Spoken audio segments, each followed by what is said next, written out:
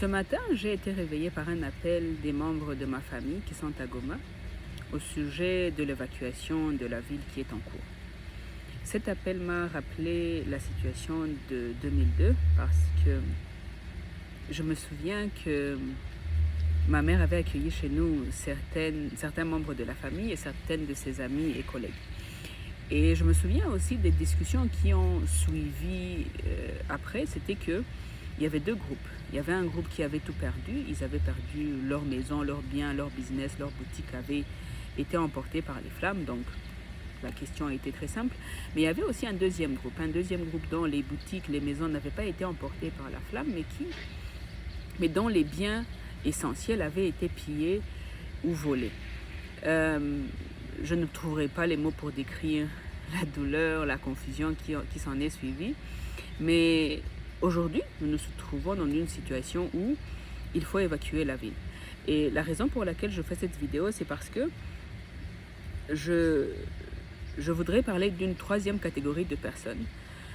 Il s'agit des personnes séniles, des personnes à mobilité réduite et des personnes très malades qui sont à la maison. Je vous donne un exemple. Il y a une famille amie actuellement qui a deux grands-mères, deux tatés qui ont entre 85 et 90 ans et qui ne peuvent pas donc marcher. On ne peut même pas les mettre sur les motos parce que les secousses n'iraient pas. Il y a une troisième personne, c'est une dame malade qui a des douleurs partout et donc on ne peut pas non plus la mettre sur une moto. Je dis moto parce que la famille n'a pas de véhicule pour évacuer ces trois personnes qui demandent une évacuation spéciale. Et donc, qu'est-ce qui a été pris comme décision? La décision, c'est que tous les membres de la famille ont évacué et on a laissé un jeune homme entre 20 et 25 ans pour qu'il prenne soin de ces trois personnes qui ne peuvent pas marcher et qui ne peuvent pas être déplacées par moto. Et on n'a pas d'autre solution on n'a pas de véhicule pour les évacuer. J'en profite donc pour demander aux autorités administratives provinciales et nationales de penser à ces personnes.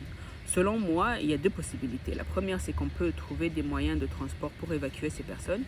La deuxième possibilité, c'est de sécuriser ces personnes. Parce que se passera-t-il si, lorsque ces trois personnes qui sont restées à la maison, lorsqu'il y aura des personnes qui viendront à la maison, on ne sait jamais, pour voler ou au cas où la santé de l'une de ces trois personnes s'empirait. Parce que le jeune homme ne passera pas nécessairement la journée avec eux. À un moment donné, il faudra qu'il se déplace pour se renseigner, avoir des informations.